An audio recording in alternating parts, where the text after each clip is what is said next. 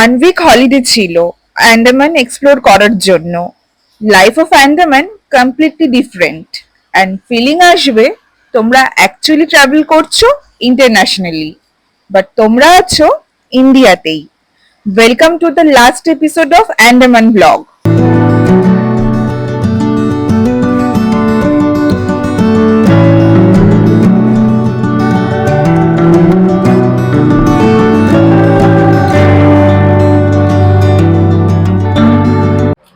Hi everyone, good morning. Welcome back to my channel. Welcome to a new vlog. প্রচন্ড গরম, তাই হোটেলে rest করে বেরিয়ে পড়লাম চিড়িয়া টাপুর জন্য।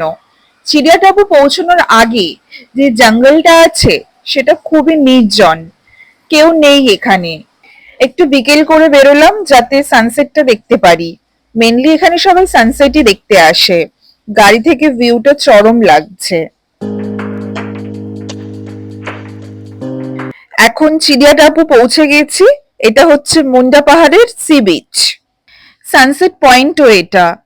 কত ভালো লাগে যখন দিনের এন্ডিং এরকম একটা প্লেসে হয়। তুমি বসে আছো, ওয়াটার সাউন্ড কানে আসছে, একদম পেইন্টিং এর মতো লাগছে। জায়গাটা এত সুন্দর লেগেছে আমার, একদম পিকচার পারফেক্ট। ইনস্টাগ্রামে ছবি বা রিলস তোলার জন্য একদম পারফেক্ট জায়গা। বড় বড় গাছ, greenery, blue water, hill area, যেন এটাই হেভেন। শাড়ি পরে এসেছি, এরকম একটা জায়গায় সিনেম্যাটিক শটস তো নিতেই হবে।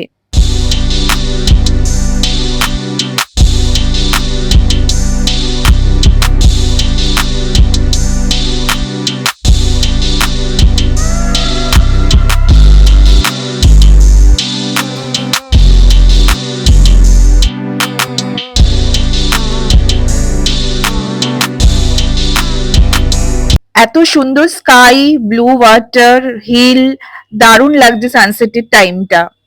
এখান থেকে জঙ্গলের মধ্যে দিয়ে 1.5 কিলোমিটার ট্রেক করে গেলে একটা উঁচু জায়গায় পৌঁছাবে।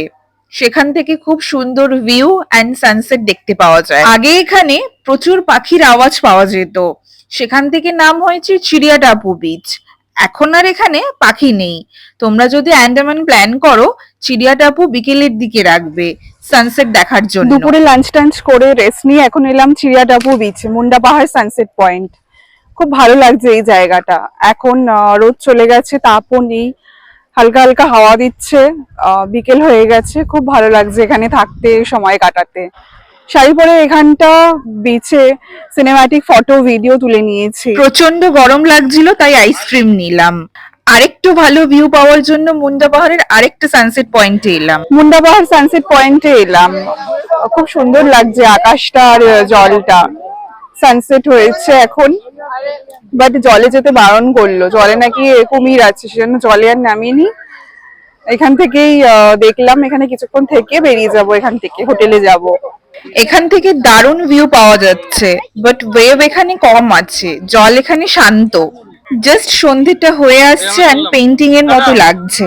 বাট যে কোনো জলে নামার আগে শিওর হয়ে নেবে সেখানে ক্রোকোডাইল আছে কিনা। এখানে কিছুক্ষণ টাইম স্পেন্ড করে ফিরে গেছি হোটেলে।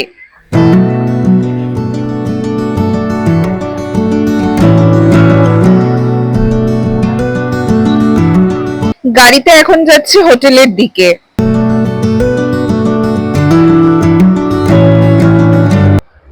বিচ থেকে ঘুরে ঘুরে চলে এসেছি। কালকে সকালে আমাদের ফ্লাইট পোর্ট ব্লেয়ার থেকে সকাল 8:30টায়। কালকে কলকাতা ব্যাক করব। এতদিন ধরে এখানে থেকে সত্যি খুবই ভালো লেগেছে, খুবই সুন্দর জায়গা। খুব মিস করবো জায়গাটাকে, এখন মনে হচ্ছে আরো কদিন থাকলে ভালো হয়, বাট ফিরতে তো হবেই। Hi guys, good morning. এখন সকাল 6টা বাজে। এখন বেরিয়ে যাচ্ছি এয়ারপোর্টের জন্য। পোর্ট ব্লেয়ার থেকে কলকাতার ফ্লাইট 9টার সময় ফ্লাইট আছে। অনেক আগেই বেরিয়ে যাচ্ছি, কারণ ওখানে একটাই ফ্লাইট আসে, একটাই যায় আর একটাই কাউন্টার, সেজন্য অনেক লাইন হবে, সেজন্য আগেই বেরিয়ে যাচ্ছি। বীর সাভারকার ইন্টারন্যাশনাল এয়ারপোর্ট আসলাম। ফ্লাইট ধরবো কলকাতা যাওয়ার। এয়ারপোর্ট হোটেলের কাছেই আছে, বাট লাগেজ গুলো নিয়ে আসবো, তাই গাড়িতেই আসলাম। লাগেজ ফাগেজ চেক ইন করে ঢুকে গেছি এয়ারপোর্টে। এখন বসে আছি, ফটো ফটো তুলছি। 9:15 আমাদের ফ্লাইট। ওখানে 11:10 নাগাদ পৌঁছে যাব। পোর্ট ব্লেয়ার এয়ারপোর্টের ভেতরটা এরকম ছিল।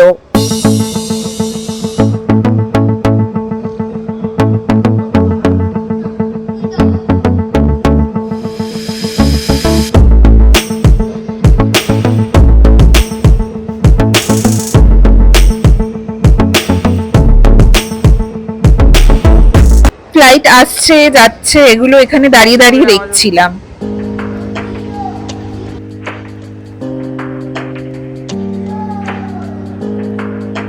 এই ক্যাফেতে আসলাম, এখান থেকে বার্গার নিলাম। এয়ারপোর্ট থেকে ফুড নিয়ে তোমরা ফ্লাইটে উঠতে পারবে। এখানে অনেক ফুড ছিল, cold coffee, patty, sandwich, cup noodles, তোমরা চাইলে নিতেই পারো। জেনারেলি এয়ারপোর্টে ফুড একটু কস্টলি হয়। তারপর ফ্লাইটে উঠে পড়লাম আর নিজের সিট খুঁজে বসে পড়লাম। ফ্লাইটে উঠে বসে পড়েছি, একটু বাদে ছাড়বে, 8:45 টাইম। ফ্লাইট ছেড়ে দিয়েছে, ওপর থেকে আন্দামান আইল্যান্ডটা জাস্ট অসম লাগছে।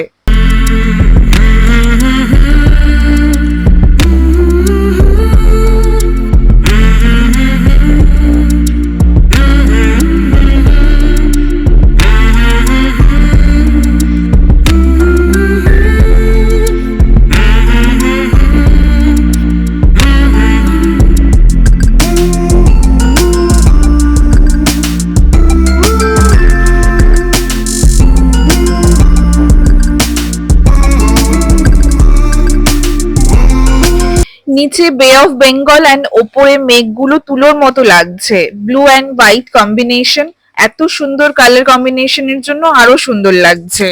ব্রেকফাস্ট করিনি তাই ব্রেকফাস্ট করে নিচ্ছি, অ্যান্ড বার্গার গুলো ভালোই ছিল।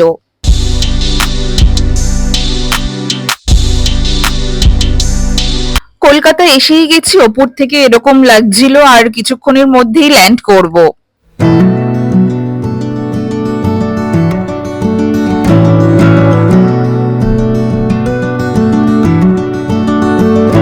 ফ্লাইট ল্যান্ড করলো অ্যান্ড রাইট টাইমে ছিল। নেমে গেছি, এবার লাগেজ গুলো কালেক্ট করতে হবে।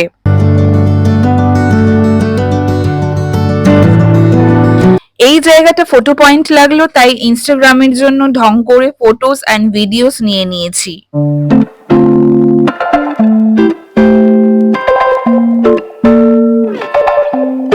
এই জায়গাটা কিছুটা এরকম ছিল।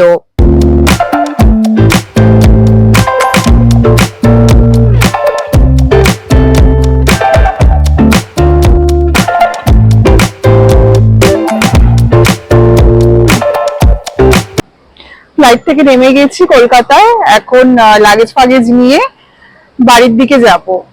ফ্লাইট একদম অন টাইম ছিল, একদম 2 ঘন্টায় পৌঁছে গেছি। 8:45 ছেড়েছে, 10:45 এখানে পৌঁছে গেছি। কিছুক্ষণ ওয়েট করার পর লাগেজ ফাগেজ কালেক্ট করে এখন বেরিয়ে যাচ্ছি।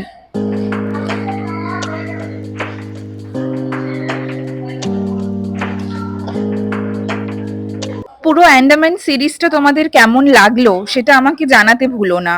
আমার ভীষণ ভালো লাগে ভিডিওস বানাতে অ্যান্ড সব সিনগুলো সিনেম্যাটিক ওয়েতে তোমাদের দেখাতে অ্যান্ড ইনফরমেশন দিতে।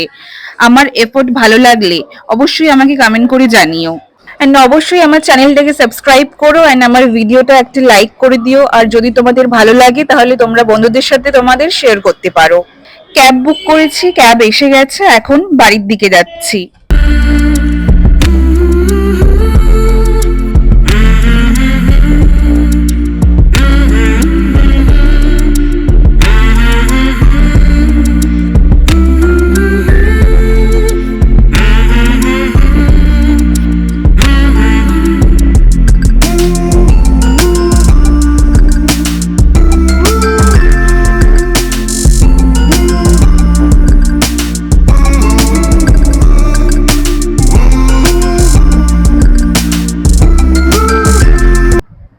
এয়ারপোর্ট থেকে এখন বাড়ি চলে এসেছি।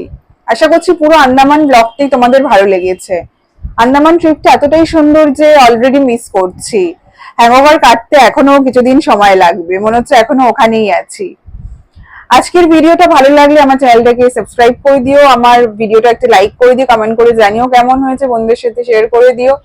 দেখা হচ্ছে পরের ভিডিওতে। Bye bye.